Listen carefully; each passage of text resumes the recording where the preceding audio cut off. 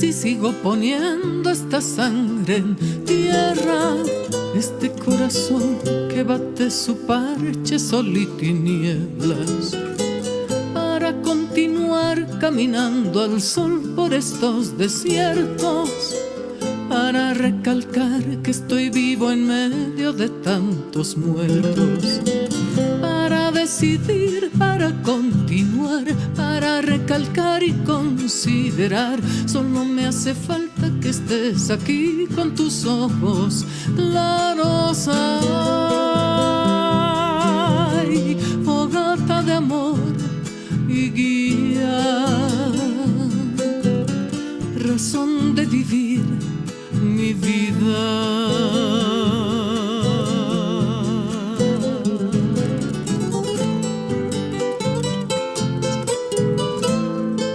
Me voy a ir a la minería, que es a lo que vinimos, porque habíamos puesto en nuestra agenda hablar de la minería con ciertas preocupaciones ya como titular, y es qué hacemos con las cooperativas, con los tamaños de las minerías, con la falta de norma. Otra vez hay huecos también en las normativas acá. Y ahora sí unimos a Héctor Córdoba, que es ingeniero, analista en temas mineros, fue viceministro de Desarrollo Productivo, Minero, Metalúrgico y presidente de Comibol. Héctor, ¿usted me escucha? ¿Estamos bien? ¿Qué tal? Muy buenos días, Claudia, y muy buenos días también a Horst y a Gabriel, compartiendo este espacio con nosotros. Escucho perfectamente y estoy a sus órdenes. Excelente, gracias Héctor. La próxima vez le vamos a reservar su silla acá. A ver, ¿cómo vamos? Yo tengo así esas, como con lo Justus, ¿no? Yo tengo preocupaciones. Los tamaños de la minería, las normas que todavía no existen, desigualdades entre unos sistemas y otros, y una economía que está marcando cifras en algunos casos positivas, en otros de descenso de los retornos por la minería, tema medioambiental, pero ustedes tienen que ayudarme a ordenar todo esto. ¿Por dónde empezamos? Permíteme diferir un poco de esa visión y más bien traer a esta mesa de economía una cuestión que creo que va a tener un impacto muy importante sobre nuestro futuro, pero el futuro un poco más largo de este momento en que estamos atravesando por una situación muy crítica. El cambio climático ha generado condiciones que no estaban en la agenda en su momento, primero porque había la negación de que el cambio climático no era tan grave. Hoy en día se sabe por los desastres que ocurren que es algo que hay que enfrentar de inmediato. En Nueva York se está reuniendo la Asamblea de Naciones Unidas para ver el tema de la sostenibilidad ambiental. Ahora, ¿qué trae el cambio climático para la minería? Un cambio de componentes de la minería estratégica.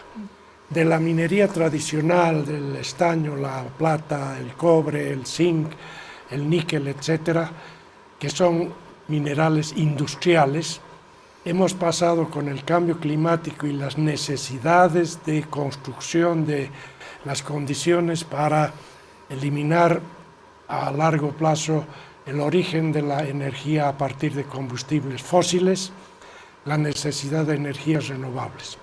Y eso genera una expectativa de demanda impresionante en el mundo por los minerales tecnológicos. Y ahí Bolivia puede tener una especie de nuevo ciclo de largo plazo de una nueva minería con características bastante diferentes a las del pasado. O sea que estamos cerrando, está dando ya por proceso de cierre este ciclo. Yo creo que el ciclo de la minería tradicional se cerró básicamente en el año 85. Tuvo un segundo aire con 3 o 4 empresas grandes que se instalaron en el país en la época, pero ellas también ya están en la fase de cierre de operaciones, en condiciones especiales. Lo importante para empezar a pensar este tema es saber que hay una oportunidad de largo plazo con un nuevo tipo de minería que nos puede dar a nosotros grandes expectativas siempre que hagamos las tareas necesarias para la, digamos, construcción colectiva de la minería sostenible. Entonces, sí me da la razón, Horst, cuando hablamos de vacíos en la normativa. En el legislativo hay varios huecos, no sé si solamente es un tema de vacíos en el legislativo o hay otro tipo de normas. Gabriel, y le pregunto también luego a Héctor, ¿estamos realmente cerrando un ciclo o en un proceso de cierre, iniciando otro, y acá hay que ver normativa, temas medioambientales y qué más, o no están de acuerdo? Yo tengo una visión un poco diferente porque los ciclos de los productos, como habíamos visto antes de exportación, son esos ciclos por precio, por volumen que va tocando y nos ha tocado a nosotros en nuestra historia y nos va a seguir tocando.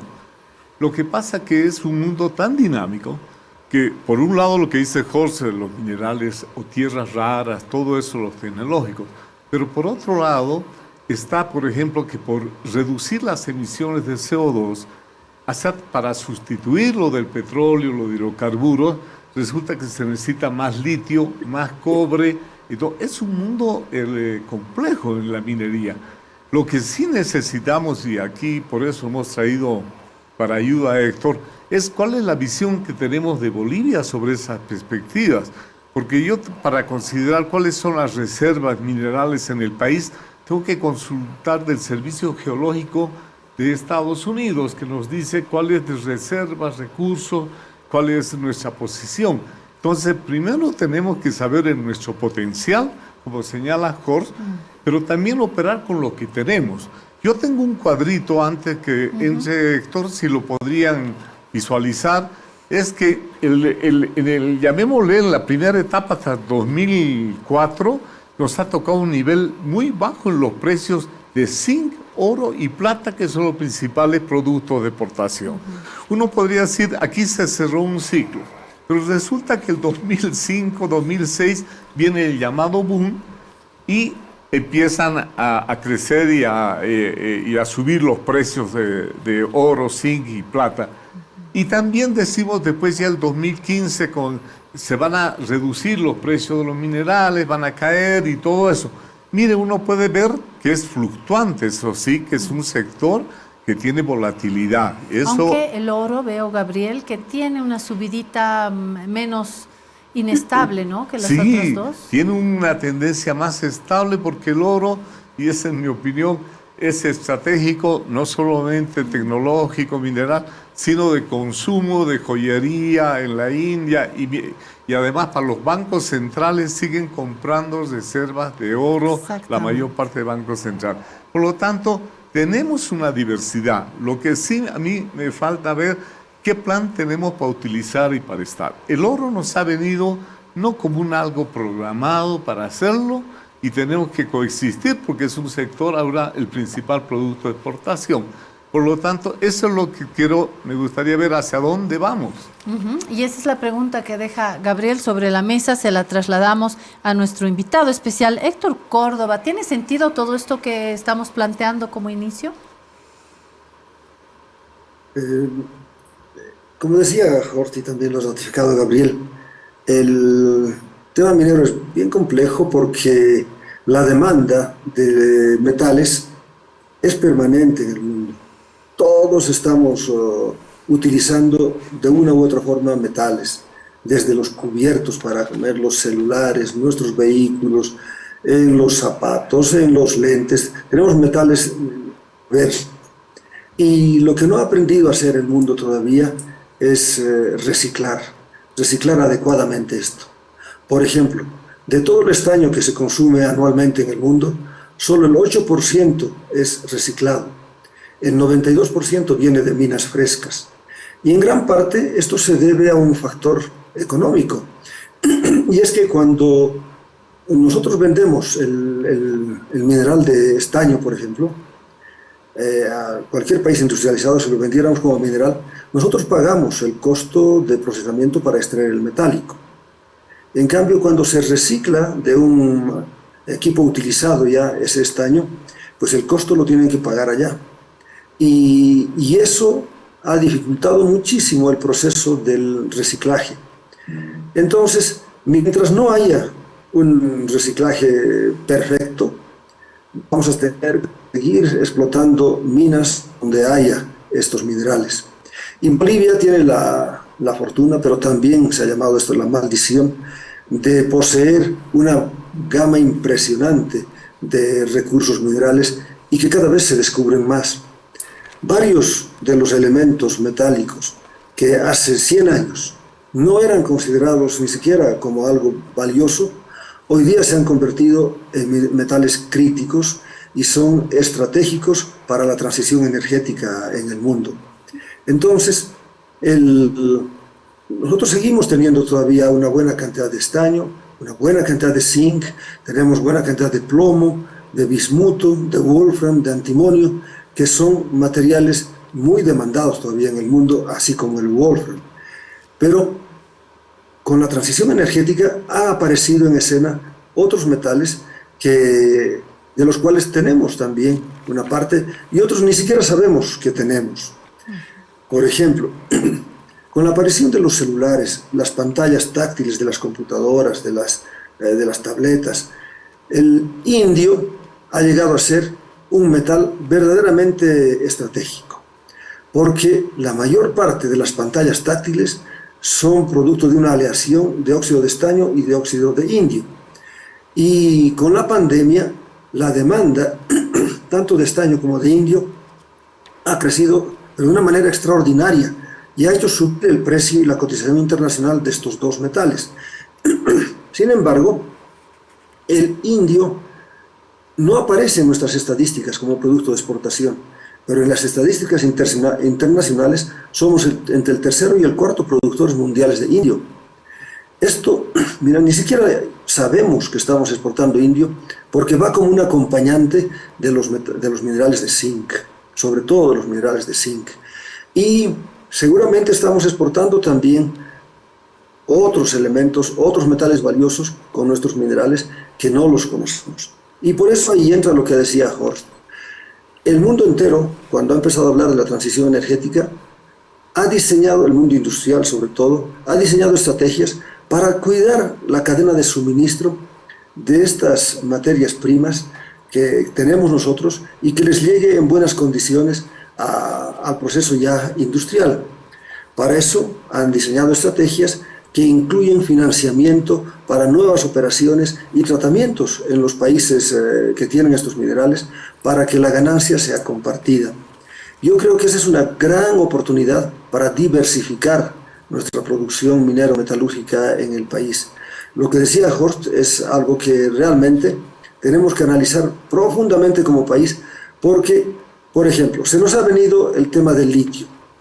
Hemos diseñado una estrategia, las políticas para explotar y aprovechar el litio, pero ha habido factores internos que han retrasado completamente el proceso y ahora estamos casi comenzando de cero. Lo que en el 2008 parecía un momento esperanzador para el país, ahora ha sido prácticamente descartado y estamos recomenzando. El tema del oro, nuestro principal producto de exportación, ese es nuestro principal metal ahora de tratamiento. Sin embargo, el año pasado hemos exportado más de 3.000 millones de dólares de oro y han quedado para el Estado menos de 60. Estamos hablando del 2% prácticamente del valor del oro, que es patrimonio de todos los bolivianos, que queda para el Estado. Y eso no puede ser. Y no es que falten normas en esto, hay todas las normas, el problema es que no las cumplimos y tampoco tenemos la fuerza para hacerlas cumplir. Esa es nuestra situación así en primera instancia, compañeras, compañeros. Así vivimos y así soñamos y son 30 años de esta página maravillosa. Hay que recordar, hay que volver a vivir la historia para no repetir lo que no hay que repetir y para repetir lo que vale la pena. No era solamente una selección boliviana que se abría las puertas a un mundial, era un país construyéndose. Hay quien dice que momentos como este son tan o más fundamentales que una guerra, como la guerra del Chaco, que nos consolidó como país, que nos hizo país, que ayudó a entrelazar nuestros vínculos como sociedad. Una selección llevándonos al Mundial tiene ese mismo peso.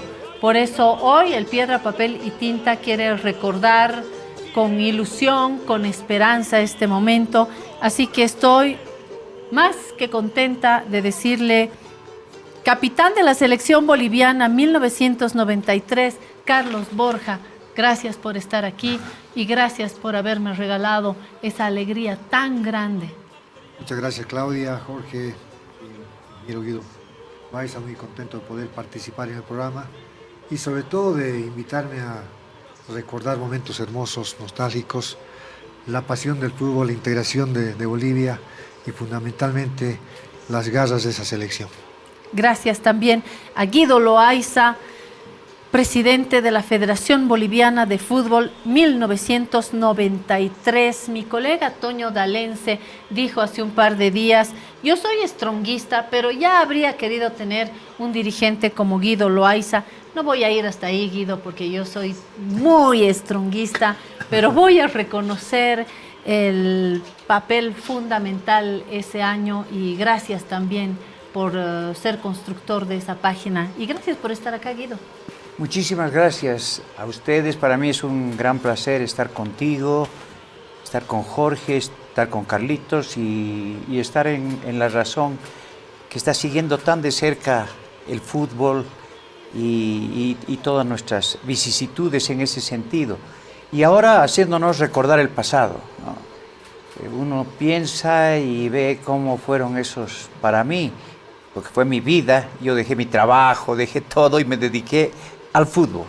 2 años solamente fútbol y realmente, o sea, es parte de mi vida y la hemos vivido y hemos tenido la suerte, digamos, la dicha de que ese esfuerzo que hicimos se hizo realidad. Un día como hoy estábamos en Guayaquil y bueno, sufriendo tanto porque no fue nada fácil, ni fue fácil la ida a Guayaquil. Sobraban las dificultades, ¿no? Sí, había muchísimas dificultades, logramos, pero clasificamos, ganamos por una vez y generamos el movimiento de unidad nacional más grande de la historia republicana de Bolivia. Y de hecho les voy a preguntar cuáles han sido los principales elementos para llegar a ese punto, pero primero tengo que darle la no bienvenida a Jorge porque es de la casa. Jorge Barraza, columnista de Marcas, parte de esta casa periodística, tan parte que nos ha regalado horas de trabajo haciendo una mega encuesta, un mega sondeo, diría yo, consultando a expertos del fútbol, amantes del fútbol, a personas de la vida pública, políticos. Entraron todos y todas las cercanas y cercanos al fútbol para elegir el número 1, sin dejar de lado los top, los otros. Hay que ponerle la corona al Diablo Echeverri, Marco Antonio Echeverri, el de los goles imposibles. Gracias por hacerlo posible, inédito, no lo habíamos hecho, no se nos había ocurrido y llegas, Jorge, y lo haces posible y metes un gol. Por eso digo, La Razón 1, el resto de los periódicos 0. Bienvenido y otra vez. Cuéntame la historia otra vez. Dibújame un cordero, como dice el Principito. Gracias, Claudia, pero fue un gusto hacerlo realmente. Acá hay 2 de las personas que participaron, que son Carlos y Guido.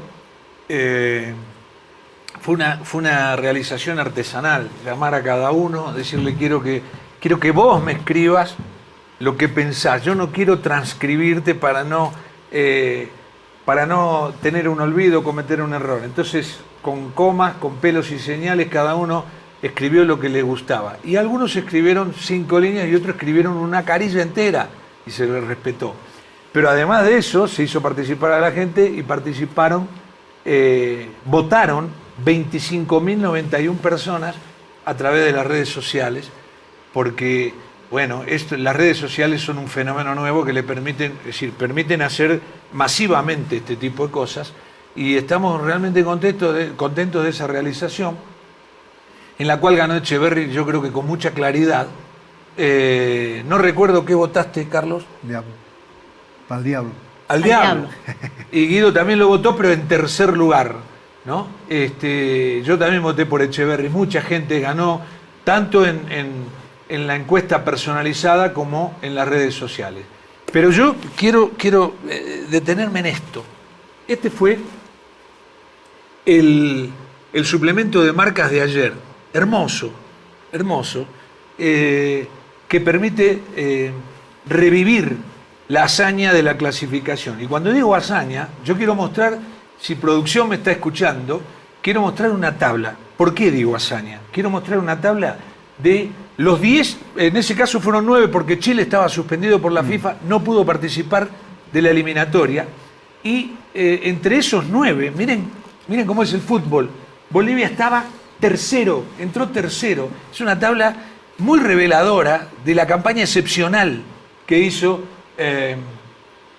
Bolivia. Solamente Colombia, aquella Colombia que le ganó 5-0 a Argentina, que tenía el Tren Valencia, Valderrama, todos esos grandes jugadores, Faustino Asprilla, Freddy Rincón, todos los fenómenos que tuvo Colombia, salió primero. Brasil, segundo, y Bolivia, tercero. En una clasificación, fíjense ustedes qué hazaña, 3 clasificaban directos y 1 por el repechaje, que por la ventana entró Argentina. ¿Cómo se llama? Y hoy son 6,5 los que entran. Hoy es mucho más fácil. Era muy, muy difícil, un grado de obstáculo tremendo, y sin embargo Bolivia no solamente entró, sino que fue tercero. Y acá está todo en este suplemento de ayer, se revivió toda la campaña que fue realmente maravillosa. Yo la viví muy de cerca, vivía en la Argentina y la viví muy de cerca, y porque además hicimos una edición especial del gráfico. ¿Te acordás, Carlos? Claro, cuando decía Bolívar cerca del cielo. Sí, claro. Dos hicimos, una hicimos de Bolívar en la cima de América, ¿no? Sí.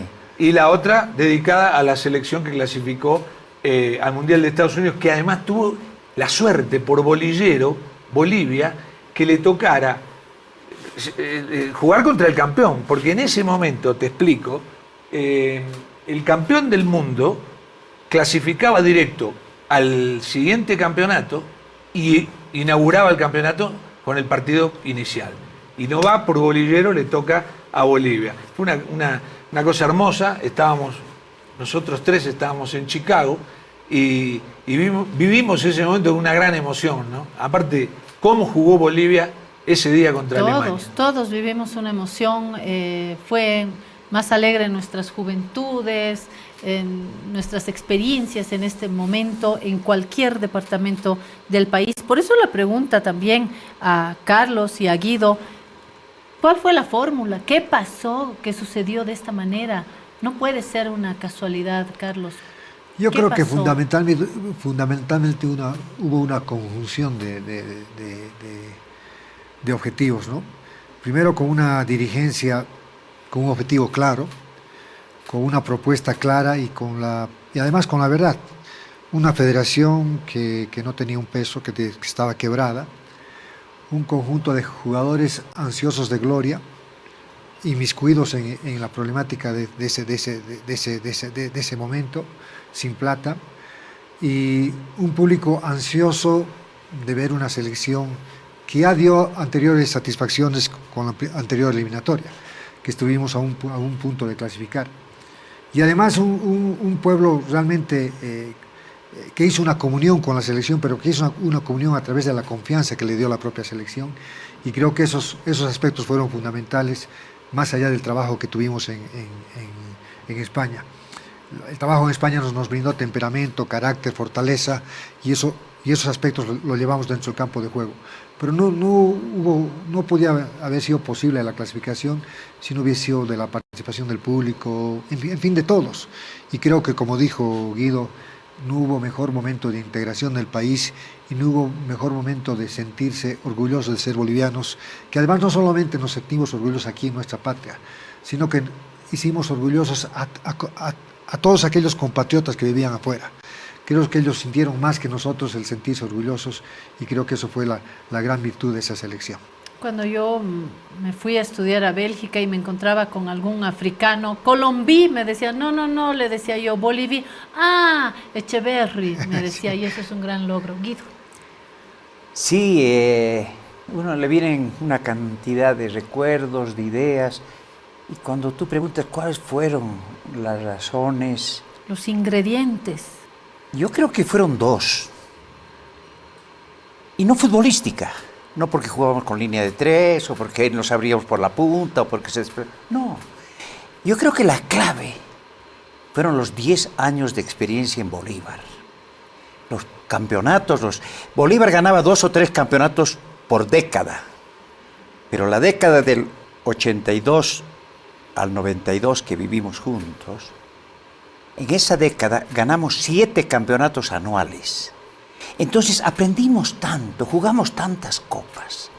Sabíamos dónde había que almorzar cuando salíamos, porque sabíamos que si almorzábamos en el hotel nos ponían, como nos hicieron en Cajamarca y nos hicieron en Montevideo, tantas veces. Entonces nosotros aprendimos, sabíamos todo lo que había que hacer, que el fútbol era muy difícil, que una eliminatoria era una guerra. Entonces, eso fue una cosa, yo le llamo las razones no futbolísticas del éxito futbolístico. No es algo que esté ligado a la cancha, sino fuera. Eso yo creo que ha sido una cosa absolutamente clara. La otra fue que te das cuenta, ¿por qué estamos aquí? Los dirigentes no estábamos por la plata, porque habían $300,000 de déficit. Y lo que teníamos que hacer, y lo que teníamos que hacer nosotros era poner nuestra plata. Ir y decirle a tu esposa, por favor, voy a sacar un cheque para pagar los pasajes de Ascargorta y de Manolo Esteban y de Segura. Ascargorta con no sé cuántas paradas, se vino en un avión lechero que les dio vergüenza, ¿no? Es que nosotros no, hicimos eso. Le dijimos, ¿cuál es el pasaje más barato que existe de Barcelona a La Paz? Sí, mire, vamos a Madrid, esperan 4 horas, de Madrid vamos a Miami, esperan 5 horas, de ahí vamos a Panamá, de ahí vamos a Manaos, Santa Cruz y La Paz. Ese lechero, en ese vinieron. Pero estábamos nosotros embarcados en eso, no teníamos nada, pero creíamos. Entonces, los dirigentes no estaban por la plata, pero tampoco el cuerpo técnico, porque nosotros teníamos una terna. Yo me había hecho una terna donde estaba Jorge Abejer, Ascargorta y Carlos Pachamé. Uno de esos 3 tenían que ser el técnico de la selección porque la teníamos clara. ¿Y por qué eligieron a Ascargorta? Porque Jorge Abejer no podía venir. Había clasificado con el Barcelona en Guayaquil y tenía... era un plan B, Guido. Claro, entonces entramos al plan B, pero el plan B tenía un problema. Sí, me parece fantástico Ascargorta, vamos a hablar... Pero Ascargorta su último contrato lo ha hecho por $200,000 con el Valladolid. Y nosotros le vamos a ofrecer a Ascargorta $5,000 al mes de sueldo. O sea, 60.000 contra 200.000. Entonces le hablamos nosotros y él... Lo convencimos y dijo, bueno, yo me gusta arreglar las cosas mirándonos a los ojos, así que voy a ir para discutir el contrato y mándeme los 3 pasajes. O sea, logramos que Javier venga, pero sin nada de plata. Claro. No teníamos plata para nada. O sea, ni los dirigentes, ni el cuerpo técnico, cuando vino Javier, aceptó esas condiciones tan precarias.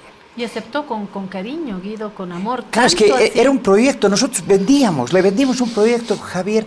En el mundo hay un solo grupo, en todo el mundo, con 5 campeonatos mundiales.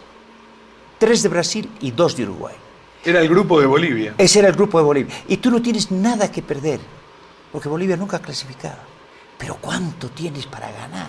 O sea, es un gran desafío. Y él entró porque él ya nos había dicho... Manolo Esteban es una persona que le encanta meterse a los charcos y además le encanta América Latina y nosotros contentos porque era médico, por eso era una de las cosas importantes. con esto le doy la bienvenida a Pablo Rosell, a quien no le voy a pedir una tercera versión, aunque podría, porque Pablo es hijo de un Camba Rosell de Santa Cruz. Pablo, gracias por estar acá en el programa. Pablo ha sido, parte de La Razón, es columnista de La Razón, economista y actualmente forma parte del directorio del Banco Unión. Gracias por estar acá, Pablo. Gracias. Y es también una urgencia hablar de la alfabetización digital. ¿Será que estamos listos? ¿Será que lo utilizamos? Yo, más o menos, Pablo, estoy aprendiendo por un tema de confianza. Es decir, puedo usar WhatsApp, puedo entrar en redes, no hay problema. Pero cuando me dicen que estoy moviendo mi plata a través de mi teléfono, Juan Seguro, me ha costado mucho y me sigue costando todavía no aprender a manejar, sino confiar en que eso que estoy haciendo en mi teléfono, en efecto, va a llegar. Y creo que es la clave porque estamos hablando de nuestra plata, ¿no? Juan Seguro, ¿qué hay que decirles a los Juan Seguro como yo, Pablo? Okay. Siempre es una cuestionante, ¿no? Saber si estamos listos o no, pero para quienes hemos tenido un hijo, una hija, el momento en el que nos avisaron que íbamos a ser padres o madres, no sabíamos si íbamos a estar sí. listos o no, pero la guagua viene en camino. Entonces el asunto es que en este momento hay volúmenes enormes de dinero que se está moviendo a través de medios electrónicos, el dinero ya se está moviendo a través de medios electrónicos. El futuro implica que con todo el salto tecnológico, la banca, los servicios financieros están haciendo esfuerzos muy grandes para que el movimiento de dinero sea cada vez más a través de medios electrónicos. Entonces la guagua viene en camino y no es cuestión de saber si estamos listos o no.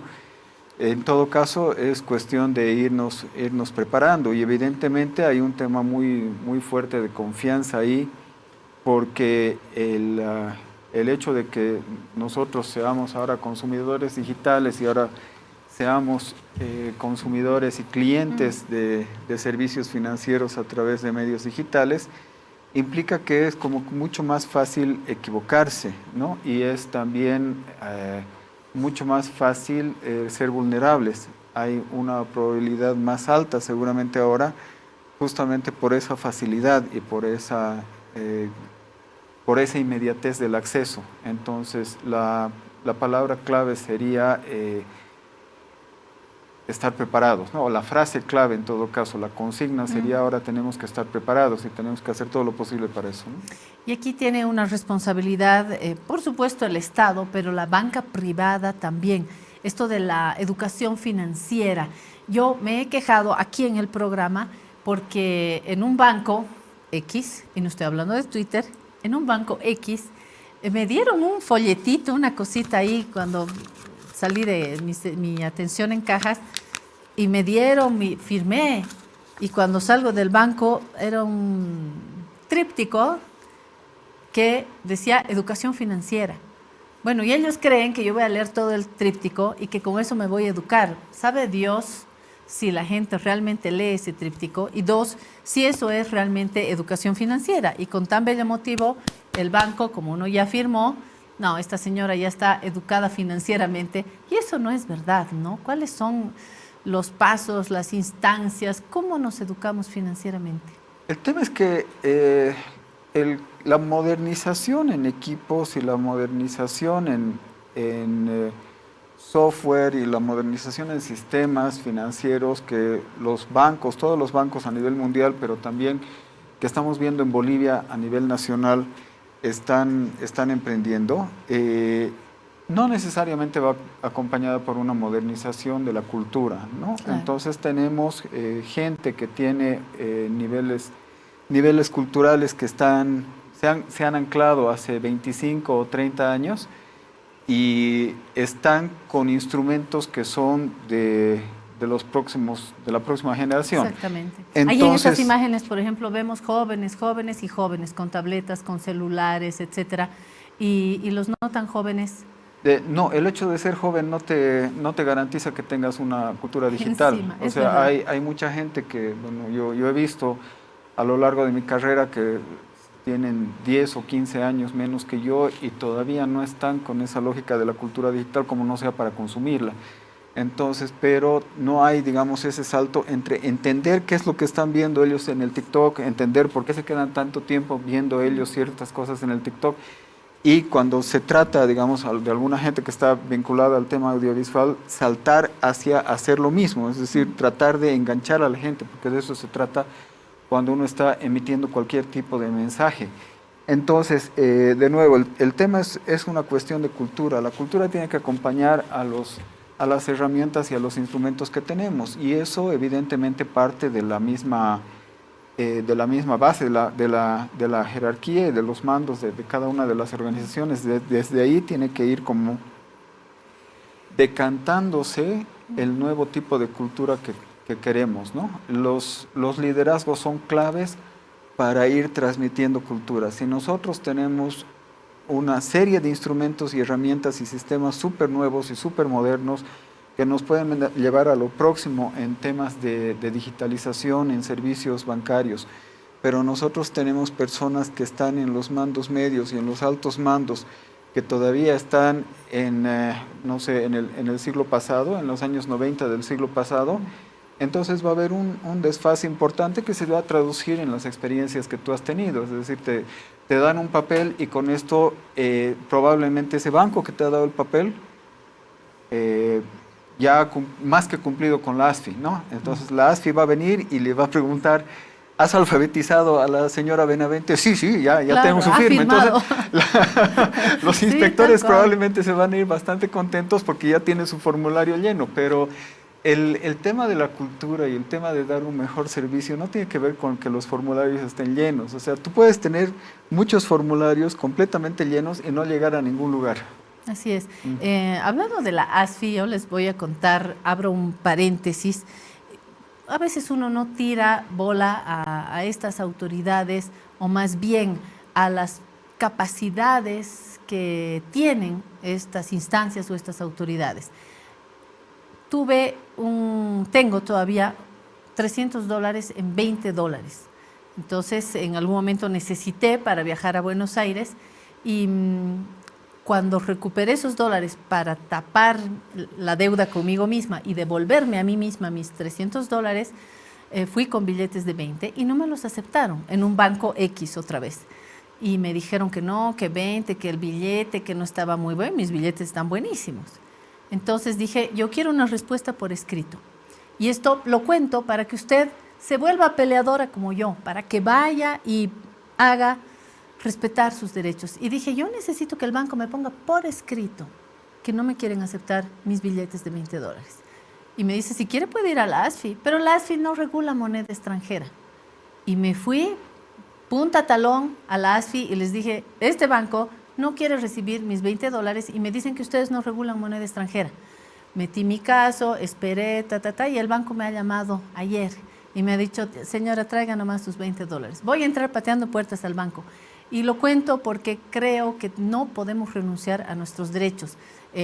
ASFI o los derechos que tenemos en nuestro banco, sea el Banco Unión, sean otros bancos, tenemos derechos y uno de nuestros derechos es que nos expliquen claramente y nos orienten, porque no somos ovejas en los bancos, que nos orienten también sobre nuestros derechos, que no solamente haya una cola para las personas de la tercera edad y una silla donde uno espera su turno, sino que definitivamente nos expliquen cuáles son los ABCs en el mundo financiero, y creo que no se lo está haciendo, Pablo. Sí, a ver, la ASFI tiene un trabajo súper importante que hacer cuando se trata de equilibrar este tipo de relaciones, como el caso que tú has mencionado, ¿no? Y yo creo que hacen un trabajo muy importante justamente manteniendo estándares mínimos de calidad del servicio para los consumidores y las consumidoras financieras. Pero de nuevo es una cuestión de cultura, ¿no? La consigna que puede existir en un banco, cualquier otra entidad ya regulada, por decir lo mismo, ¿no? Es como que nosotros tenemos que hacer, fíjate cómo pueden entenderse de dos maneras distintas, ¿no? Nosotros tenemos que hacer cualquier cosa para que no haya un reclamo con la ASFI.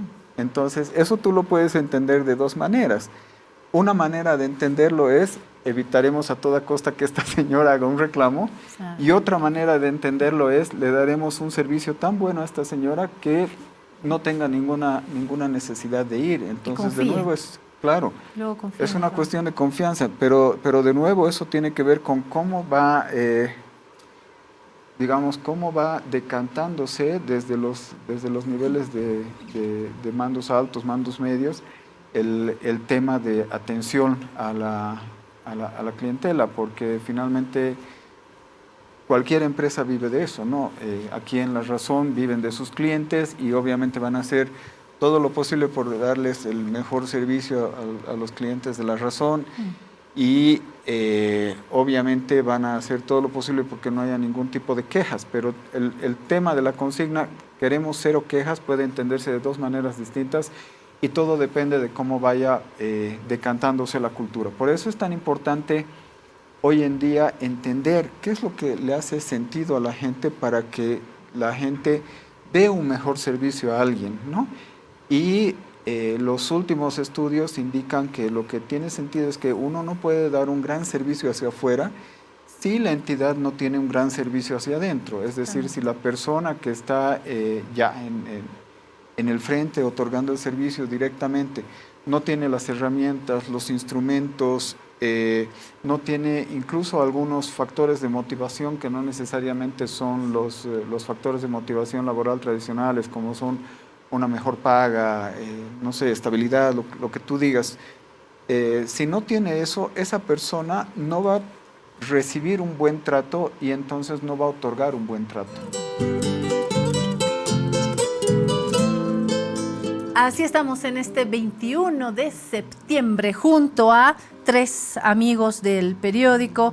Edgar Arandia, a mi derecha, antropólogo, artista, columnista de La Razón. Gracias por estar aquí. Está al lado de Edgar Sergio Velasco, que vino desde Cochabamba, antropólogo, colaborador de La Razón. Está a mi lado Carlos Moldis, politólogo, columnista de La Razón. ¿Qué pasa con Bolivia, con nuestras clases medias, con nuestra sociedad? Hemos decidido hacer segunda parte de este intercambio que ha nacido en las páginas de La Razón. ¿Qué dijo Sergio Velasco hace algunos días en un texto que titula 2019 bautizo de las nuevas clases medias? Si usted no nos ha seguido en la primera versión, yo le cuento el resumen, lo que para mí ha sido esencial en este texto.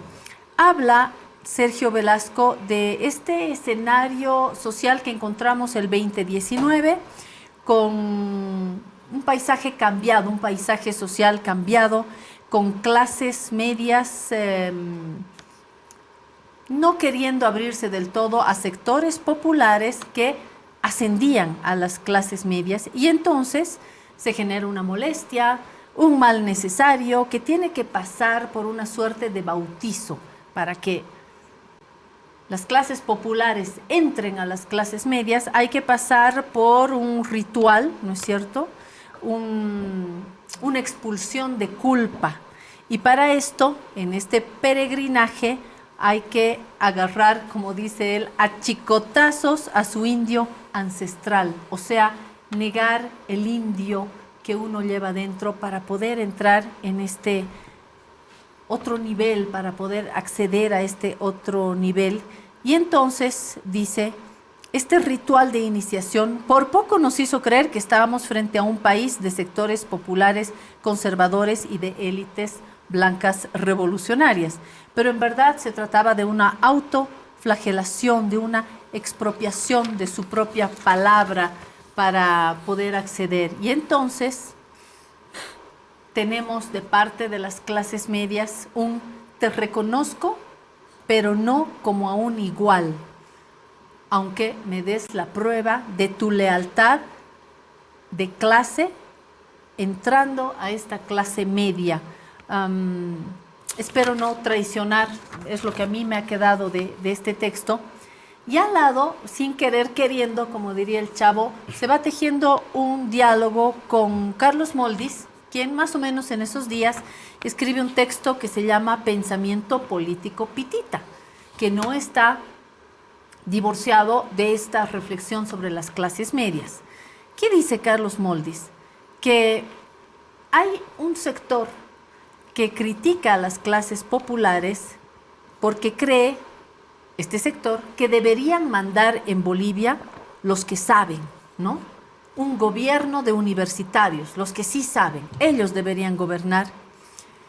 Y dice además Moldis que lo que se le critica a Evo Morales o a Luis Arce, más que sus errores de administración, es esta procedencia plebeya de sus autoridades. Y dice, en un país donde la educación de calidad es solo un privilegio de pocos, estos críticos de la realidad boliviana proponen que gobiernen solamente aquellos que pueden pagar esta educación. Luego hace una crítica del gobierno transitorio de Áñez, que me la voy a saltar, y termina volviendo a una crítica sobre la democracia. Dice, muy provocador Moldis, dice que defienden estos sectores la idea de democracia mientras aplauden las carnicerías o peor, las ignoran.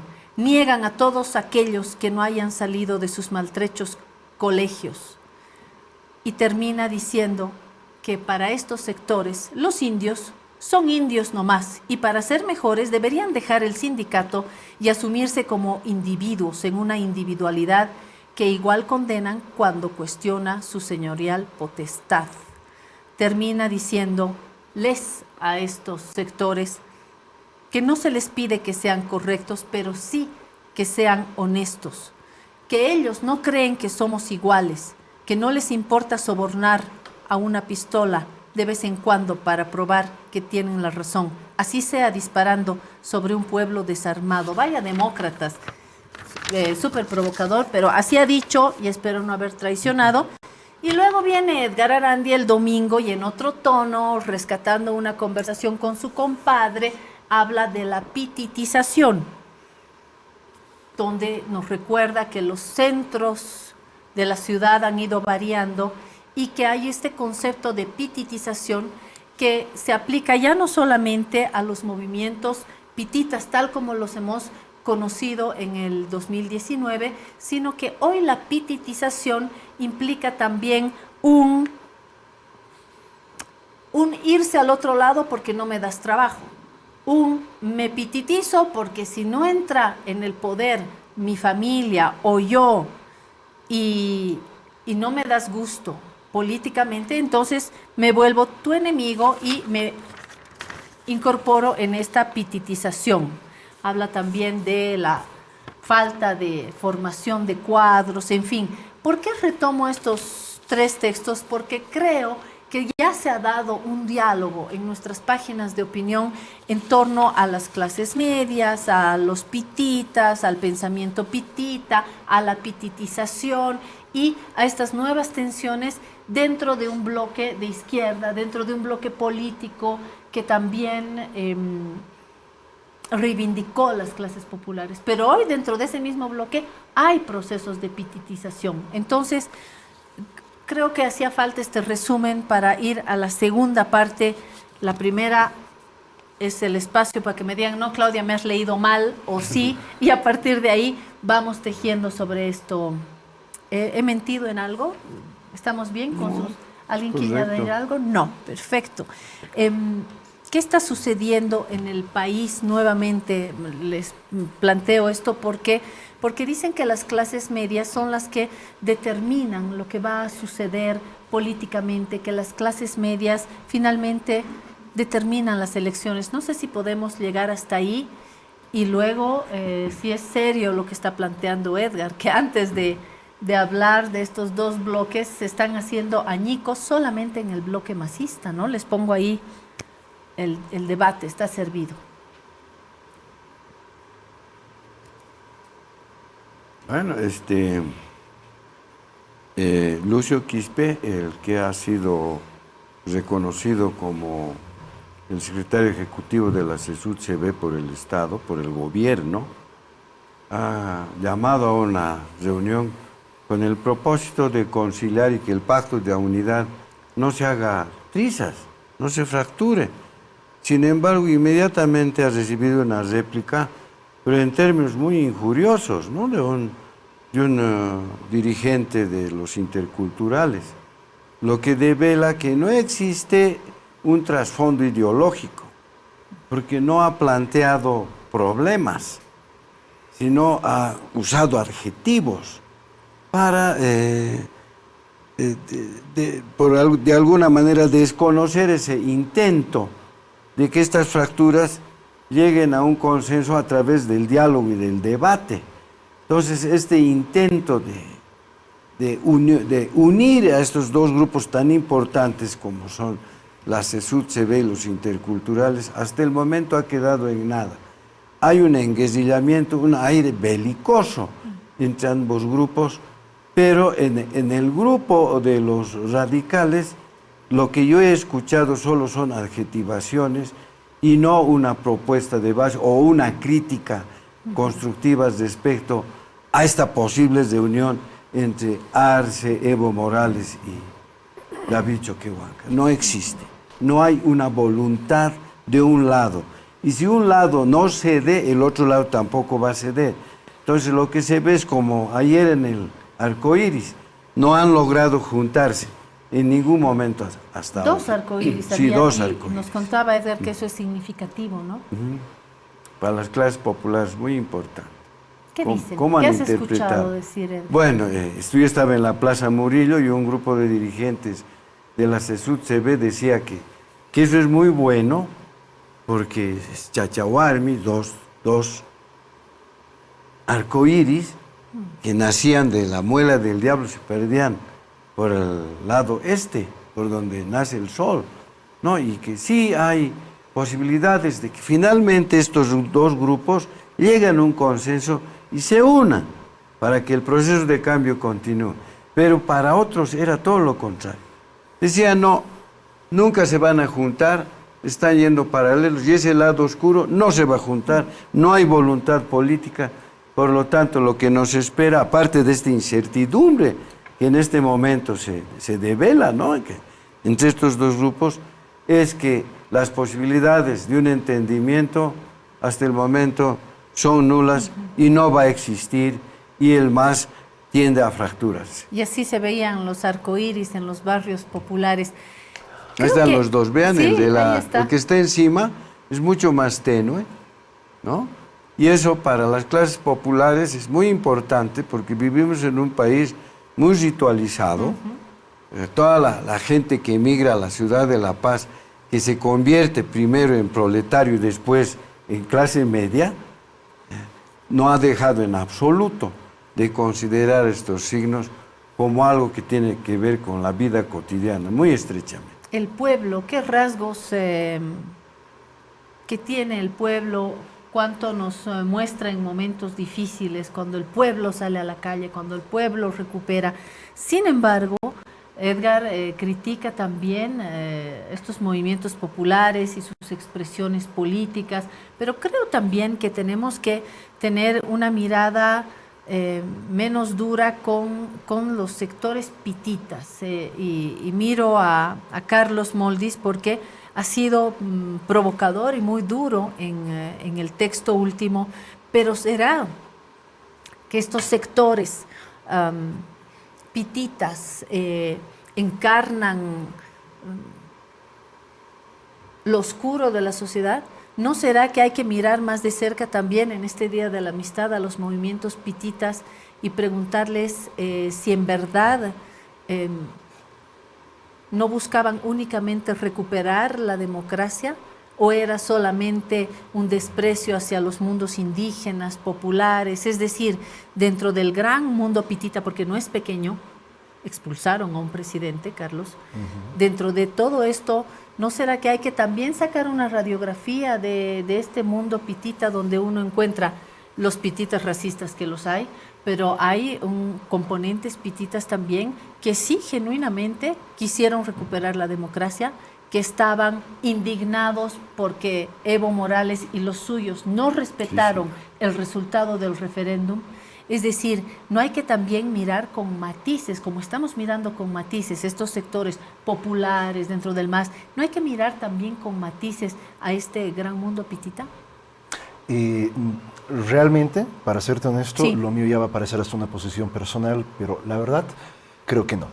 O sea, yo creo incluso que el pensamiento político pitita sería una suerte de flautista de Hamelin que ciertamente tuvo la capacidad de seducir o confundir a varios amplios sectores de la población, ¿no? Que primero les hizo avergonzarse de ser emparentados con el masismo, pero luego les obligó, en el ritual al que se refiere Sergio, a no solamente decir no soy masista, sino también me da asco ser indio, y mira, estoy quemando una huipala para demostrarlo, ¿no? Y eso es porque creo que en el proceso de ascenso social necesariamente se debe asumir la blanquitud como una identidad si tú quieres ser aceptado dentro de las clases Blanquearse, medias. pero a veces contra tu Blanquearse. voluntad. Sin Es duda. decir, si mi madre es de pollera, mi padre es carpintero, vengo del Alto, pero he podido estudiar en la UPB y hoy soy ingeniera, quiero ingresar, quiero estar en tus fiestas, entonces voy a decir quién se cansa, quién se rinde, ¿no es cierto? Exactamente. Pero en un acto casi contra tu voluntad, ¿no? Y al respecto, o sea, me alegra que hayas tomado en cuenta esos elementos porque, o sea, durante un tiempo a mí me encantó un libro de Nico Tassi llamado Hacer plata sin plata, ¿no? Donde de hecho de alguna manera elogiaba a estas nuevas burguesías comerciales que habían logrado, digamos, incorporarse en los intersticios del Estado, o partir de los intersticios del Estado, sector informal, e incorporarse a la modernización bajo sus propios términos, con sus propias formas de trabajo y también yo ni siquiera los llamaría rituales, ¿no? O sea, sus propias prácticas que iban más allá de lo simbólico. Esas sus prácticas también implicaban, digamos, si tú quieres, particularidades en su forma de hacer negocios, en su forma de, si tú quieres, incorporarse a la globalización. ¿Cómo va, Sergio? A ver. A ver, ¿cómo va? Primero quiero recuperar un par de observaciones muy interesantes que hiciste. La primera es, hace un par de semanas, 2 o 3 semanas, el vocero presidencial Jorge Richter planteó una pregunta que me parece fundamental y que se encadena con una observación tuya, que es, ¿cuál es el pacto de convivencia que tendremos los bolivianos como Agenda 2025? Decía, ¿cuál va a ser nuestro pacto de paz para poder convivir? Para que masistas y pititas, para que jaras e indios, etcétera, etcétera, todos estos antagonismos. Collas Cambas. Collas Cambas, todos estos regionalismos, racismos, clasismos, se puedan resolver. Es muy interesante porque en la ciudad de Cochabamba, también acá en La Paz he escuchado, hay grupos de jóvenes que están empezando a dialogar, invitando a pititas y a masistas, a gente que como de polos ideológicos opuestos, y sentándose eso en la mesa y poniendo los términos de un diálogo pacífico, al menos. Entonces me parece interesante cuáles son los mecanismos o las urgencias incluso sociales que están llevando a que las personas nos sentemos, contrarios entre comillas, nos sentemos y empecemos a discutir qué Bolivia queremos habitar. Me parece interesante. Es verdad también, como dice Carlos, que pues, hay asuntos innegociables, por supuesto, ¿no? Aquí ha habido una imposición de un pueblo sobre muchos pueblos. Eso es la colonia, a final de cuentas, ¿no? Entonces, ¿cómo logramos el desagravio de los pueblos? Es la gran pregunta. Eso por un lado. Por otro lado, me viene una pregunta, es en cuanto a lo que sucedió en 2019 y las clases medias, ya que estamos en un debate clases medias, es cómo se explica que personas que han sido beneficiadas directamente por el proceso de cambio, en un momento dado, hayan sido quienes han dado la cara contraria, se hayan puesto en el otro bando, frente a un proceso que los ha beneficiado. Esa es la gran pregunta de los bolivianos. ¿Cómo vas a ir en contra de alguien que te ha beneficiado? Entonces es como lo que nos deja así confusos en cuanto a lo que ha pasado en 2019, ¿no? Y entonces aparenta ser todo esto que decía Carlos, ¿no? La recuperación, la actualización, la renovación del discurso, pues, racial, racista, colonial y toda su impronta, ¿no? Y la conquista de las clases medias y decir, mira, si tú apoyas esto, podría darte la sensación incluso de poder ascender socialmente, seguir ascendiendo socialmente, si dejas o rechazas o niegas tus raíces y puedas asentarte de una forma diferente, más solvente en estas clases medias. Eso parece haber sido la propuesta de las clases medias tradicionales para con las nuevas, ¿no? Esta conquista. Ven, como decías, ¿no? El flautista Hamelin. Sí. Entonces, por ese lado. Ahora bien, me interesa muchísimo, viene un poco la idea, ¿qué tipo de clase media representa el presidente Arce? El presidente Arce pareciera ser una persona que representa a las clases medias que no niegan su pasado, que lo reivindican. Eso es muy interesante. Son muchas veces clases medias ascendentes, ¿sí? Pero que no están negando, de hecho, lo toman en cuenta en su programa de gobierno, etc. Pero la limitante está, y es lo que está pues, en la mesa de discusión, cuán temerarias pueden ser sus decisiones estando en esta posición social. Porque si bien están tomando en cuenta su trayectoria social, sin negarla, su posición social no les permite ser demasiado atrevidos porque ya han ganado cierto terreno. Momento de decirle bienvenida, Carla Casanovas. Es un placer tenerte, te tuteo, porque eres amiga, porque eres joven y porque fuiste la primera voz en el piedra, papel y tinta, y eso es de verdad fundamental para nosotros porque la música es uno de los ejes, así que te lo agradezco. Gracias a tu presencia, ahora nos hemos vuelto bien musicales. Carla, bienvenida. Muchas gracias. Para mí es siempre un honor el poder estar en cualquier situación donde uno pueda compartir lo que hace, su diario, su cotidiano, de cómo es que estamos avanzando en la música, ¿no? Así que me siento súper contenta cada que puedo venir a verte. Y gracias a todos los que están conectados, pues, para seguir con esto. Así es. Estamos en La Razón Plus y estamos en DTV, así que estamos llegando a Santa Cruz, Cochabamba, La Paz y sabe Dios, nos están viendo, sabe Dios en qué países, gracias al satélite Tupac Katari. ¡Qué maravilla! La primera pregunta es, ¿qué estás haciendo? Hemos visto en redes mensajes sobre una presentación por el Día de la Primavera, el Día del Amor. Sí. Whitney Houston es como el último hit, ¿no? Sí. ¿Para ti? Sí, mira, he estado preparando este concierto que es definitivamente algo muy, como me han dicho, un poco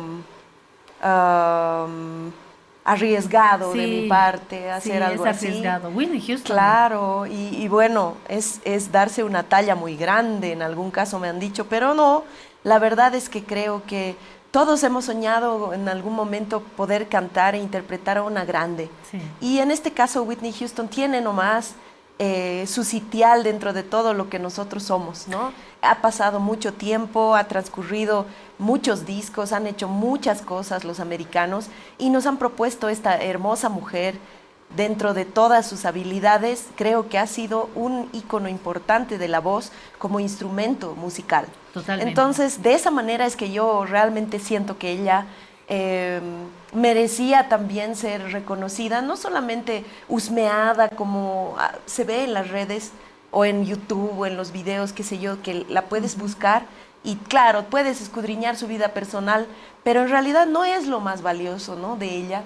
Quizás su vida profesional era lo más importante y en lo que todos podemos estar en realidad, ¿no? Sus logros profesionales nos han enriquecido muchísimo. Vamos a hablar de ella también, a ver si tenemos algunas imágenes de Whitney Houston para ponerle colorcito al programa, de quién estamos hablando y por qué es complejo y por qué es arriesgado Whitney Houston. Yo digo que para quienes no aprendimos a cantar, quienes no cantamos, sí, en la ducha yo puedo cantar con Shakira. Te felicito, qué bien actúas. O una samba. Claro. O puedo cantar junto a Mercedes Sosa. Pero ni en la ducha me animo a cantar junto a Whitney Houston porque tiene una complejidad, es decir, uno no le alcanza desde el mundo terrenal. Y para ustedes que sí saben cantar debe ser complejo también. Sí, tiene, claro, sus grados de dificultad, pero me estabas haciendo recuerdo que había una publicidad de TNT donde, ¿no? Y estaban así con un secador, un cepillo, no sé qué. Sí. Y era muy gracioso porque era como que todo el mundo quisiera cantar y ser la del guardaespaldas. Totalmente. Obviamente, entonces eso es muy gracioso. Y otra cosa muy graciosa era ahí en TNT que hay una película donde hay un tipo que sale con su ducha porque tiene mucho miedo. Ajá. ¿La has visto? Tiene que salir con la ducha porque está así súper asustado y dice, yo no voy a poder cantar. Claro. Creo que no es de Almodóvar, es de, ahorita te voy a decir quién es porque me están trancando las ideas. No te preocupes, pero bueno, va a llegar. La cosa es que es una cuestión de que sale con la ducha para sentirse muy seguro. Entonces, claro, y cantar como en la ducha. Claro, ¿no? Yo tendría que salir así de Whitney Houston, ¿no? Con mi ducha portátil. Qué chisto. Sabes, yo me acordé, ahí está Whitney Houston. Esta debe ser una película, ¿no? Esto es Greatest Love of All, el video de la canción. Qué linda. Y ella es un boom también, ¿no? En imagen, una energía, una personalidad, una belleza. Sí, una mujer hermosa. Totalmente luminosa, ¿no? Qué linda. Sí, hermosa. A ver. Hermosa en todo sentido, te digo. Sí. Yo que, he tenido que revisar también un poco su biografía y su vida. En muchas entrevistas y todo se la ve muy humana, muy, ¿cómo te digo? Muy afectada por cómo la fama los empieza a estrujar, ¿no? Sí. Los tiene deshechos porque están todo el tiempo sobre ellos, no les dejan tener una vida en paz. A ver, bien ¿cómo contarías? ¿De dónde viene? ¿De dónde nace? ¿Es una niña que sale de dónde? ¿Y la fama la lleva dónde? Desde tu lectura. Bueno, lo que muestran ahí en la película, en la última, en el I Wanna Dance With Somebody, es que ella, claro, venía de un barrio bien humilde, ¿no? Y tiene su ambición ahí. Y su madre, cantante de coros de iglesia, claro, es que la lleva a cantar y la tiene cantando todo el tiempo, hasta que una presentación no puede cantar ya ella, y la madre, ¿no? Y le dice, bueno, me tienes que suplir. Y a partir de eso a ella le empieza a ir muy bien porque a la gente le gusta mucho lo que ella hace. Pero medio que hay una rivalidad con su madre que no acepta que ella canta mucho mejor y que su mamá va envejeciendo un poco y cosas así bien raras. Sí, o sea, difícil en todos los aspectos, familiares, sociales. Bueno, ¿para qué vamos a decir la drogadicción y demás? Me acordé de los hermanos Jackson también. Pero ¿no? claro, Michael Jackson, sí, hasta el perro cantaba. Todas estas historias, sí, que siempre son de mucha opresión para lograr la excelencia, ¿no? Típico. ¿Y tenía hermanos, Whitney Houston? A ver, vamos hasta el chisme completo. Tenía un hermano, creo, sí. Pero la cosa era con la madre. No le dan mucha importancia, ¿no? La cosa era ella, que, bueno, tenía que en algún momento ser la figura que reemplazaba a su madre, ¿no? En la iglesia. Y su padre me parece que era pastor. Y te digo otra cosa más. Una blanca nunca va a cantar como una negra. Es decir, la textura de las voces, desde el jazz, ¿no? De las voces negras son inimitables. Entonces, es también un desafío alcanzar eso porque tienen una característica propia, ¿o no? Mira, más o menos. Tengo varios criterios sobre esto que me estás diciendo que resulta bien interesante. ¿Sabes? Me ha pasado mucho que antes de irme a Estados Unidos me decían, ay, pero es que tú cantas como negra. Y yo me sentía en las nubes, ¿no? Ay, qué maravilla. ¿Qué más piropo que eso, pero ¿no? Claro. Pero allegadas las cosas allá, con los negros, de verdad. Claro, ha sido toda una experiencia súper linda porque conversando con mi maestro en ese momento, me dijo, ¿sabes qué? No es una cuestión de aspiración cantar como negro, porque resulta que es un trasfondo cultural de mucho sufrimiento y qué sé yo, de muchas cosas, ¿no? Y son características físicas que obviamente no las vamos a compartir porque tenemos otro tipo de formación física, incluso por las razas, ¿no? Pero en este caso no es lo importante. Lo importante, me decía él, y yo claro me quedaba wow, ¿no? Me decía, es la interpretación que tú puedas dar. Desde dónde vienes, desde cuando te has criado, de quién eres, de dónde vienes, cuál ha sido tu cotidiano, tu vida, todo, ¿no? Entonces, eso resulta más valioso que querer asemejarte a un trasfondo racial de siglos, digamos, ¿no? Entonces, ¿cómo no vas a reconocer que alguien que tenga cierta raza y todo tiene también toda su raíz que va hasta el África, digamos, ¿no? Claro. O sea, entonces, es cultural, claro, es camino histórico, es riqueza ancestral. Entonces no podrías querer ser de otra raza, no, digamos, ¿no? Y yo obviamente solo lo escuchaba y decía, sí, claro, tiene toda la razón. Yo soy súper ultra latina, soy boliviana, paceña, sopocachense. O sea, no hay dónde perderse. Voy a sonar a eso. A tu historia, ¿no? Sí, a todo lo que soy. Ahora, obviamente, hay muchas cosas que como cantante ya, que son, no sé, travesuras nuestras para tratar de alcanzar ciertos timbres y todo. Es totalmente posible, ¿no? Ahora, hay gente más hábil y más experta que otros que de pronto pueden tener una imitación increíble, pero no es lo más fundamental para homenajear a alguien. Yo creo que no hay que imitar, hay que sentirlo. Exactamente, tienes toda la razón y tu sensibilidad te permite este tipo de comentario tan enriquecido, ¿no? Que es exacto, tienes que sentir lo que ella tal vez sentía para poder interpretar, lo que tú vas a sentir para interpretar y lo que finalmente quizás el compositor, pensando en ella porque le han hecho las canciones para ella, han podido expresarla a través de su voz.